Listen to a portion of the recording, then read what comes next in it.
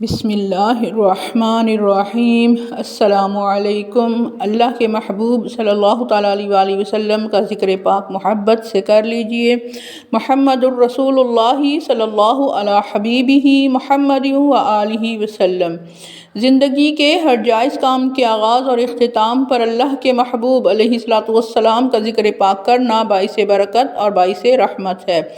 سیرت رسول عربی صلی اللہ تعالیٰ علیہ وآلہ وسلم قدم با قدم ہم سن رہے تھے حضور صلی اللہ تعالیٰ علیہ وآلہ وسلم کے نسب مبارک کے بارے میں۔ کلاب، ان کی کنیت ابو زہرا تھی۔ ان کا نام حکیم ہے اور بعض نے عروہ بتایا ہے۔ ان کو کلاب کے لقب سے اس لیے یاد کیا جاتا ہے کہ یہ کتوں کے ساتھ بکثرت شکار کیا کرتے تھے، اور حضرت سیدہ آمنہ رضی اللہ عنہ کے یہ تیسرے دادا تھے۔ یہاں آ کر حضور صلی اللہ تعالیٰ علیہ وآلہ وسلم کے والد اور والدہ ماجدہ کا نسب جمع ہو جاتا ہے، اور مشہور یہ ہے کہ عربی مہینوں کے موجودہ نام انہوں نے ہی تجویز کیے تھے۔ قصا، ان کا نام زید تھا۔ 400 سنہ عیسوی کے لگ بھگ یہ پیدا ہوئے۔ یہ قبیلہ قریش کے عالم تھے اور ان کو راہ راست پر ثابت قدمی سے چلتے رہنے کی تاکید بھی کیا کرتے تھے۔ یہ بھی اپنی قوم کو جمعے کے دن جمع کیا کرتے تھے اور انہیں نصیحت کیا کرتے تھے، اور انہیں عنقریب ایک آنے والے نبی کی بشارت دیا کرتے تھے، اور یہ بھی کہ جب وہ تشریف لائیں تو فوراً ہی ان پر ایمان لے آنا۔ اگرچہ عمر بن لوحی الخزاعی کی بدبختی کی وجہ سے اہل مکہ میں بت پرستی عام تھی، مگر یہ اپنے خطبات میں اپنی قوم کو بت پرستی سے روکتے تھے۔ ان کا اصل نام زید اور کنیت ابو مغیرہ تھی۔ ان کو قصا کہنے کی وجہ یہ بتائی جاتی ہے کہ جب ان کے والد کلاب انتقال کر گئے تو انہوں نے اپنے پیچھے ایک بیوہ فاطمہ بنت سعد اور 2 چھوٹے بچے چھوڑے تھے۔ بڑے بچے کا نام زہرا تھا اور دوسرے یہ زید تھے، جو اس وقت کم سن تھے۔ ربیعہ بن حرام بن زبہ نے ان کی والدہ کے ساتھ نکاح کر لیا۔ جب وہ اپنی بیوی کو اپنے ہمراہ وطن لوٹنے لگا تو بڑے بھائی زہرا کو مکہ میں چھوڑ دیا، کیونکہ وہ اب جوان ہو رہے تھے، اور زید کو کم سنی کی وجہ سے پیچھے چھوڑنا گوارا نہ کیا۔ اپنے وطن عزرہ، جو کہ ملک شام کی سرحد کے قریب تھا، وہاں ساتھ لے گیا۔ آپ نے اپنی ابتدائی زندگی اسی علاقے میں گزاری۔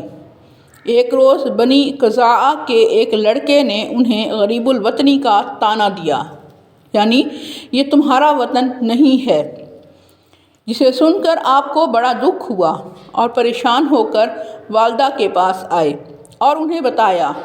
ماں نے کہا کہ بیٹا، اس میں پریشان ہونے کی کیا بات ہے؟ تو ایسے خاندان کا چشم و چراغ ہے کہ جس کی سارے عرب میں عزت اور عظمت مانی جاتی ہے۔ تو اپنی ذات اور اپنے نسب کے اعتبار سے یہاں کے سب لوگوں سے بلند و بالا ہے۔ تو قریش کے سردار کلاب بن مرہ کا بیٹا ہے۔ تیرا قبیلہ تو مکہ مکرمہ میں ہے۔ انہوں نے کہا کہ ماں، اب میں یہاں نہیں رہ سکتا، مجھے اجازت دو میں اپنے قبیلے والوں کے پاس چلا جاؤں۔ مجھ سے یہ غریب الوطنی کے طعنے نہیں سنے جاتے۔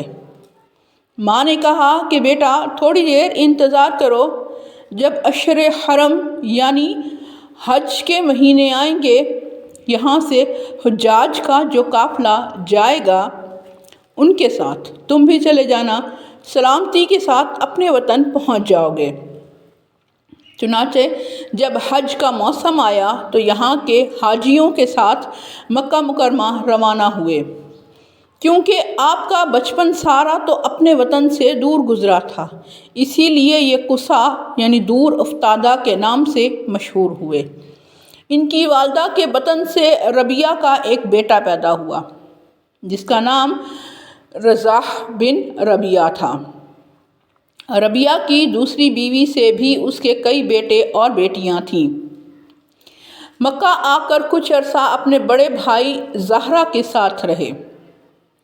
جب جوان ہوئے تو قبیلہ بنی خزاعہ کے سردار حلیل بن حبستہ کی بیٹی حبی بن حلیل کا رشتہ مانگا۔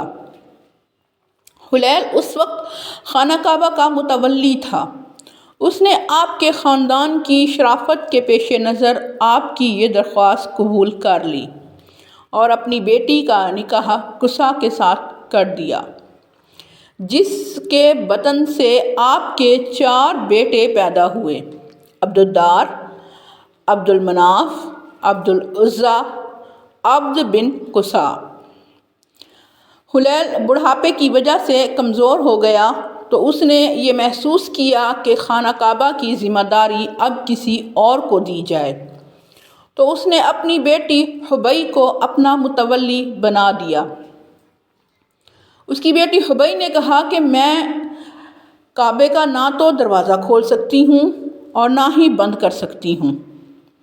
اس نے دروازہ کھولنے اور بند کرنے کی ذمہ داری اپنے بیٹے ابو غبسان کے سپرد کر دی۔ اس نے شراب کا ایک مشکیزہ اور سارنگی کے عوض ابو غبسان سے کعبے کی تولیت کا حق خرید لیا۔ عرب میں ایک ضرب المثل جو ہے وہ مشہور ہے کہ جب کوئی شخص گھاٹے کا سودا کرتا ہے تو کہتے ہیں کہ یہ سودا تو ابو غبسان کے سودے سے بھی زیادہ گھاٹے والا ہے۔ بنو خزاعہ کو قصا کے متولی بننے نے پریشان کر دیا۔ انہوں نے بزور شمشیر یہ حق چھیننے کا فیصلہ کر لیا اور اس کے لیے تیاری بھی شروع کر دی۔ قصا نے اپنے بھائیوں کو اپنی مدد کے لیے بلایا اور رضاحہ بن ربیہ اپنے 3 بھائیوں کے ساتھ اور اپنے ہمدردوں اور قبیلہ خزاعہ کے جوانوں کا لشکر لے کر مکہ پہنچ گیا۔ فریقین میں خوب جنگ ہوئی، خون کے دریا بہے، بہت سے آدمی مارے گئے، لیکن فتح اور شکست کا فیصلہ نہیں ہو سکا۔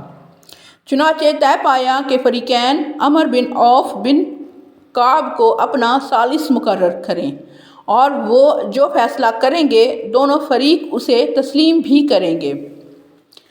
فریقین عمر کے پاس گئے اور اس سے درخواست کی کہ وہ فیصلہ کرے کہ کعبے کی تولیت کس کے پاس جائے گی۔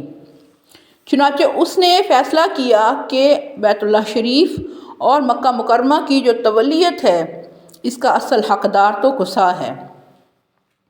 بنی خزاعہ اور اس کے ساتھی قبیلہ بنی بکر کے جتنے آدمی اس جنگ میں قتل ہوئے ہیں انہیں کوئی جو معاوضہ ہے وہ نہیں دے گا، لیکن قصا کے حامی لشکر کے مقتولین کی دید بنو خزاعہ پر ادا کرنا لازم ہوگا۔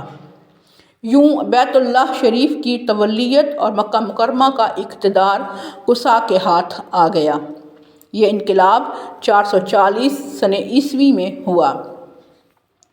کعب بن لؤی کی اولاد میں قصا پہلا شخص ہے کہ جس کو حکومت ملی اور ساری قوم نے اسے قبول بھی کیا۔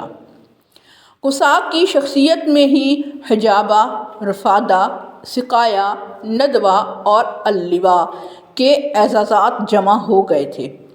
اس نے اب تمام لوگوں کو اپنے اپنے حصے میں رہائشی مکانات بنانے کی اجازت دی۔ قصا کی دانشمندانہ قیادت کی وجہ سے قریش کو عزت کی زندگی بسر کرنے کا موقع ملا، اس لیے وہ قصا کے احسان مند تھے اور اس کا ہر حکم پورا کرتے تھے۔ ہر کسی کی شادی قصا کے گھر میں طے پاتی تھی۔ جب بھی کوئی مشکل قوم کو پیش آتی تو وہ سب اس کے گھر میں جمع ہوتے تھے اور اس مشکل سے چھٹکارا پانے کے لیے مشورہ کیا کرتے۔ یہاں تک کہ اگر جنگ کی نوبت بھی آتی تب بھی جو جنگ کے لیے فیصلہ کرنا ہوتا تھا وہ قصا کے گھر میں ہوتا تھا۔ قصا نے ایک عمارت تعمیر کی تھی جس کا نام دار الندوہ رکھا گیا تھا۔ اس کا دروازہ حرم شریف میں بھی کھلتا تھا۔ اس میں بیٹھ کر قوم کے سارے مسائل حل کرنے کا مشورہ کیا کرتے تھے۔ جب قصا کسی اہم مشورے کے لیے قوم کے سرداروں کو حاضر ہونے کا حکم دیتا تھا تو سبھی بزرگ، چاہے بزرگ ہوتے یا جوان ہوتے، فوراً حاضر ہو جاتے تھے۔ ابھی آپ نے سنا کہ قوم نے قصا کو حجابہ، رفادہ، سقایہ، ندوہ اور اللواء یعنی 5 منصب دے دیے تھے۔ ان الفاظ کا کیا مفہوم ہے، آئیے اس کی وضاحت سن لیجئے۔ حجابہ یہ ایک جلیل القدر منصب تھا۔ اس سے مراد خانہ کعبہ کی خدمت کے فرائض انجام دینا تھا۔ یہ منصب بھی قصا نے ایجاد کیا تھا۔ جس قبیلے کو یہ منصب دیا جاتا، بیت اللہ شریف کی کنجیاں بھی اسی کے حوالے کر دی جاتی تھیں۔ خانہ کعبہ کا دروازہ کھولنا یا بند کرنا اسی کی ذمہ داری تھی۔ کعبہ کے اندر جو امانتیں رکھی جاتی تھیں، نذرانے کے طور پر لوگ جو قیمتی تحائف، زیورات وغیرہ دیتے تھے، ان سب چیزوں کی حفاظت بھی اسی قبیلے کی ذمہ داری ہوتی تھی۔ رفادہ قصا نے مکہ مکرمہ کا اقتدار سنبھالتے ہی اپنی قوم کو جمع کیا اور ان کے سامنے تقریر کرتے ہوئے کہا تھا کہ حاجی اللہ کے مہمان ہیں اور اس کے گھر کے زائر ہوتے ہیں۔ وہ ایسے مہمان ہیں کہ جن کی ضیافت اور میزبانی ہمارا فرض ہے۔ تم سب اپنے مالوں میں سے یعنی اپنی دولت میں سے حصہ دو تاکہ ایک اجتماعی فنڈ قائم کیا جا سکے جس سے اللہ کے مہمانوں کی تعظیم کی جا سکے۔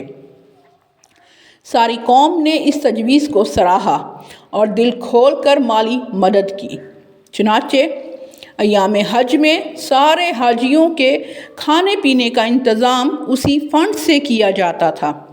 اسلام کے آنے کے بعد بھی عہد رسالت صلی اللہ تعالیٰ علیہ وآلہ وسلم، عہد خلفائے راشدین، حتیٰ کہ بنو امیہ اور بنو عباس کی خلافتوں کے دور میں بھی حجاج کی ضیافت کا یہ سلسلہ جاری رہا۔ جب عباسی خلافت ختم ہوئی تو رفادہ کا یہ انتظام بھی ختم ہو گیا۔ سیرت رسول عربی صلی اللہ تعالیٰ علیہ وآلہ وسلم قدم بقدم جاری ہے۔ محمد الرسول اللہ صلی اللہ علی حبیبہ محمد و آلہ وسلم۔